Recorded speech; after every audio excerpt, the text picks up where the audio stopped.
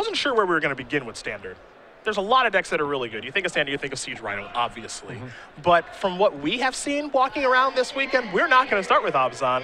We're going to start with Jeskai. And Jeskai tokens exactly, which I expected that to be here because it felt like it got some new content. A card like Secure the Waste, a card like Anticipate. But I didn't expect to see this much.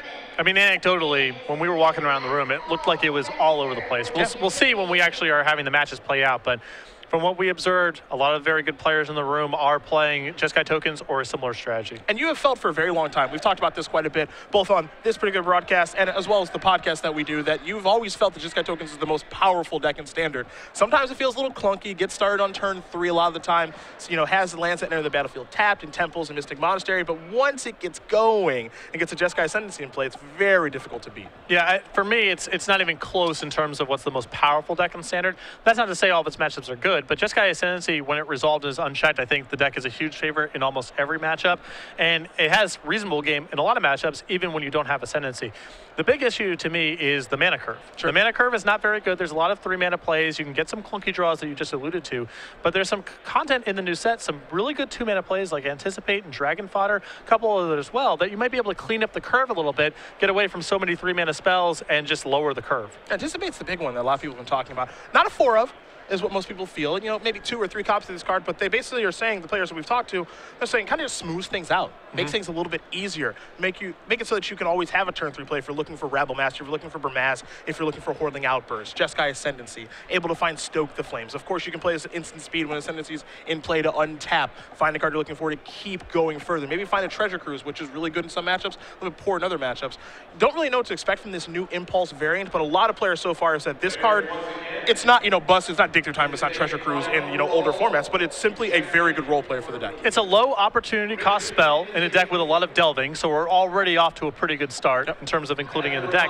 And as you mentioned, there's a lot of potent 3-mana plays in this deck that are good sometimes and not others. So you have things like Goblin Rabble Master, you have things like Hordeling Outburst, even Jeskai Ascendancy. Sometimes they're awesome to play on turn 3, and sometimes they're not very good. So having a little bit more control over what your 3-mana play is going to be is pretty powerful for this deck as well. Now, don't forget, there are other new cards that are available in this deck. You mentioned Dragon Fodder. Another one, of course, is Secure the Waste, which is kind of this new take on Raise the Alarm. And then there's also Myth Realize, which might be a card that maybe slides into sideboards, maybe in main decks, not sure. Powerful card. Some people have talked about it in Legacy for Miracles, perhaps, or just some other strategy there, but might slide into this deck in Standard, too. I think there's a very good chance this ends up being the best card in the set. I think it's okay across multiple formats, maybe less so in Modern because it's kind of an Abrupt Decay format to some extent, but I think we're going to see a lot of this card this weekend. The Jeskai token strategy does kind of vacillate between being a beatdown deck and a control deck, and this card allows you to play both roles very fluidly.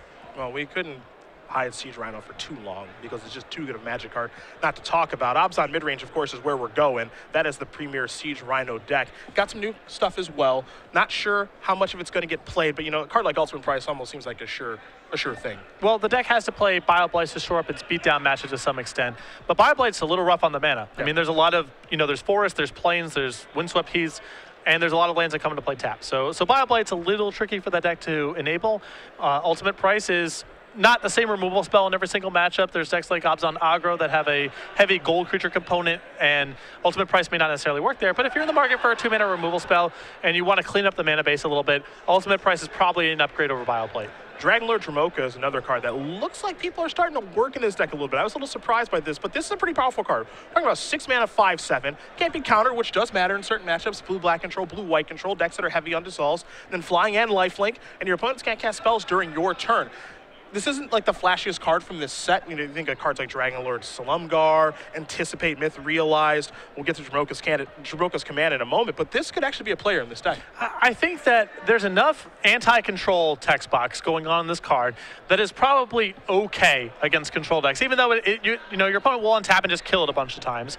I think can't be countered and they can't play spells in your turn is enough to make it adequate against control decks. Sure. And against beatdown decks, this thing's game over. This is the best. This is the best 6-mana play in the format, I think, if you're trying to beat beatdown decks. And so it probably does enough work across the board where we're going to see it in main decks and a lot, I think, in sideboards this weekend. Last but certainly not least is the command, Dromoka's Command. Lots of text, lots of hype around this 2-mana command. all the modes on this thing are good. The Destroy Enchantment mode, or excuse me, Sacrifice an Enchantment. I want to make sure I get that right. Sacrifice Enchantment, much different than Destroy an Enchantment. But all the modes on this card, very important. Maybe Sacrifice Enchantment might be the most important one, given what Theros kind of added. And Jeskai Ascendancy looking to be a big card this weekend, too. I think that this card is more of an Abzan aggro card than an Abzan mid-range card. The flexibility of this card is very nice, but the mid-range deck can already go to something like Utter End, for example, which is also a very flexible removal spell. So I think that mana efficiency kind of has to be the order of the day if you're looking for this kind of card. But Abzan aggro does capitalize a lot on mana efficiency. This card's very flexible and does a lot of work in Siege Rhino mirror matches. Now, Abzan aggro is an interesting deck because it's also a Siege Rhino deck. You know, we think of Abzan midrange and Abzan aggro as Siege Rhino decks, but they're very different Siege Rhino decks. For example, Abzan midrange wants to play Ultimate Price, most likely, to, you know, just have a more sure-handed removal spell to kill Goblin Rabmaster. Bob White's a little bit tough on the mana. But it's not good against Abzan aggro. It has mostly gold cards. We're talking about Fleece Mainline, Rashasha Death Dealer, Siege Rhino, and Offensa. So Ultimate Price not very good against that deck, but Ultimate Price very good for Abzan aggro to kill other creatures. You talk about Dromoka's Command, probably not the best in Abzan midrange, but really good in Abzan aggro. So it's this kind of weird back and forth where they're kind of the same deck, they're the same color, Siege Rhino is the base, but they're doing different things and cards are good and bad for them for different reasons. And that reason, what you just touched upon, is why I think Standard up until this point this year has been so fluid. The metagame is always changing because the threat-answer dichotomy is really healthy. Yeah. There's answer cards that are very good against a percentage of the field, but not others. And so the threats and answers are constantly shifting from week to week. I mean, I think that Abzan aggro probably plays some number of Ultimate Prices somewhere in the list. It's not even clear to me for that strategy that it's better than something like Dromoka's Command or Valorous Stance, because you also want to be doing things proactive with your own creatures. So a card in your hand that's just a removal spell is a pretty high opportunity cost, because of the control matchups, you're going to get damaged a lot for having creature removal in your hand when it could be something that protects your creature or gives you some other utility. So I think Ultimate Price is going to be showing up a bunch in black decks, in the main deck and the sideboard this weekend, and Abzan aggro and Abzan midrange are going to be incorporating this card in some number, I believe, but we'll have to see. There are definitely costs and benefits to all the different removal spells in the format, and even as something as, you know, catch-all seeming as Ultimate Price may not be a main deck worthy inclusion for every deck that has black. Hey, you've always felt when watching Abzan aggro, Hero's Downfall was kind of this necessary evil, and Hero's Downfall is a great Magic card. We all know that at this point, but it always felt a little clunky at 3 mana. There's a card like Abzan Charm, which is a little clunky, but it does so many different things. You talk about Valorous Stance, the different things and the proactivity of that card, same thing with Dromoka's Command. So which is the right way to go? I think of Boswell, Andrew Boswell, of course, and his Grand Prix top 8 when we were in Miami, and the take that he had on Abzan aggro, and, you know, I imagine he just can't wait to get Hero's Downfall in his deck because, again, it is just such a clunky card to have in there. It certainly serves a purpose, but it is clunky and it's tough on the mana, and that deck has bad mana. Yeah, Necessary Evil is perfect because Abzan aggro, if you're going to play a removal spell, because the deck it's a beatdown deck, you're trying to be threat dense. Playing a pure removal spell is a pretty big cost for a deck like that. So if you're going to go ahead and do that, you better make sure that it kills everything, like Hero's Downfall does, or that it provides utility in some other way, like Valorous Stance or Dromoka's Command. So we'll see what the removal breakdown is. It wouldn't surprise me now with these new tools that if a deck like Abzan aggro maybe doesn't cut Hero's Downfall entirely, but maybe you're going down to 2 or 3 copies in your main deck because enough of the removal is either flexible or catches enough of the threats that you're trying to answer that you don't have to play something that's this specific, that this reactive, that is this cumbersome.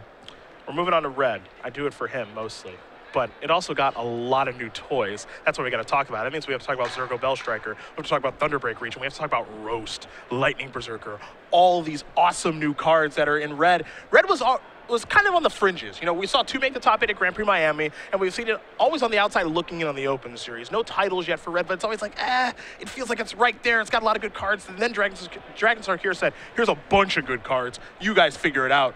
So I think someone's going to figure it out this weekend. I think so, too. And if you look at the vulnerabilities of Mono Red, you would say Drown Sorrow is really bad for the deck. Yep. Anger of the Gods, you know, cheap sweepers, they're pretty bad for the deck. Yep. And sometimes you just lose games to Siege Rhino. You have a pretty good start, you get off to, you know, you have some threats in play, you have a couple burn spells left in your hand, and your opponent plays a Siege Rhino, it's just too much to get through. I think those are probably the quintessential mono red losses in the format. Well, now you have some very high quality dash threats. So not only does the raw power of the deck go up, you also have more insulation against sweepers because you can sculpt a game plan involving getting some threats into play and then keeping up the pressure with dash creatures. So if you get hit with a sweeper, you still have something left over. Yep. And Roast specifically answers threats like Siege Rhino and Tassicker so efficiently that I anticipate some copies of this card showing up in the main deck for people who are playing Mono Red this weekend. So a lot of raw power out of the deck, and the specific cards have plugged in some of the holes that Mono Red had up until this point. I know Roast says deal 5 damage to target creature without flying. It actually reads just a Deal 5 damage target Siege Rhino, Corsair of Kruphix, or Tasigur. Pelucranos. Another as well. Horrible card for mono red that you now have a very good answer. This card is going to do a lot of work. It doesn't answer everything. The fact that, it doesn't touch Dromoka, for example, is bad news for mono red because that card's, I think, going to cause mono red to lose some games and some matches this weekend, but it does clean up a lot of the most problematic threats that you play against game one, most notably Siege Rhino and Pelucranos. A couple of cards that we haven't really talked about yet that we expect to have an impact as our players are getting ready for a players meeting here, so we're going to wrap up. But Narset, we talked about a little bit in Legacy. Where's it going to fit in Standard? Great question. Surak the Hunt Caller. A lot of talk about this card. 4 mana, 5/4, formidable with 8. Give something haste. Surak provides 5 of the power. You only need 3 more. So when we talked about this on our podcast this week, and you said this is the card, what do you think about it? I thought when you were talking about this card that you said it was 5 mana, not 4, and then it was gold. I thought it was red, green, 3. So, and I thought it was fine at 5 mana, red, green, 3. So, yeah. I think this is has your opinion changed a little? It has, and I still thought it was a fringe constructed card at those numbers. Sure. Here, I think, is there a good green beatdown deck? Is something like Red Green Monsters going to be something in the room? Unsure.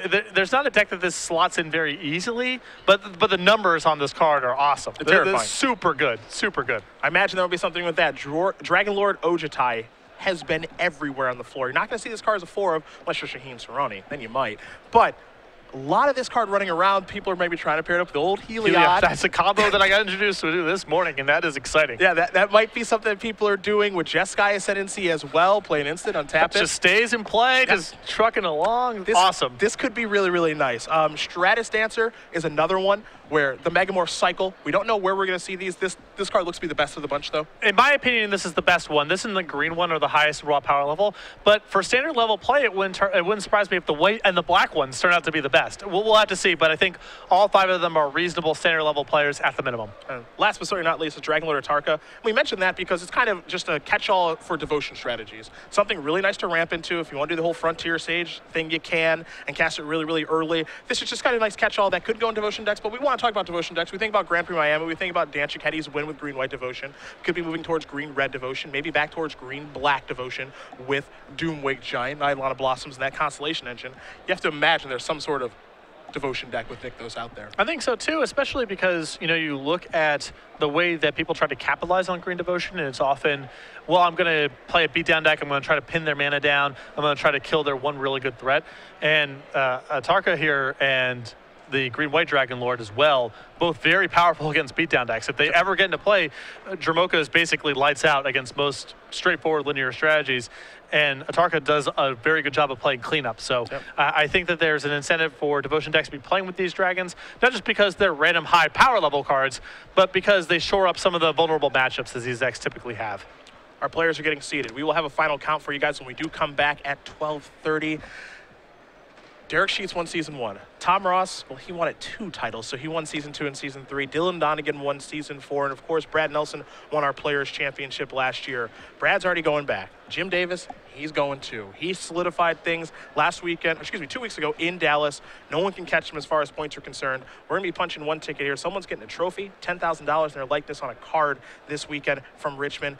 It's going to be a lot of fun. These things are always a blast. A lot of players come out for this thing. We're going to have a standard open tomorrow as well, 2-day 20K, one of those. We're going to have Modern Premier IQ, a Legacy Premier IQ on Sunday. So much Magic to watch, so much to talk about. But first time ever, brand new set highlighted here this weekend.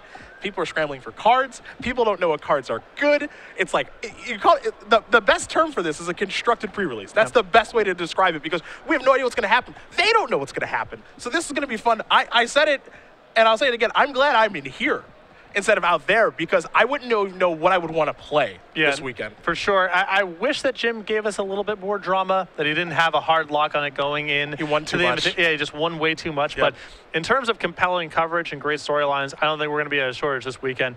This reminds me a lot of the state championships in the early 2000s, which they were the constructed pre-release. They were a week or two after the content came out, and people loved playing in those tournaments because you just want to see what people have come up with. I always played in them. We got a states tournament, but it's $10,000 for first. Yep. And you're invited to the Players' Championship, and your likeness on the card. So it's an old-school states tournament, but with a lot at stake. It should be a lot of fun to watch, particularly standard.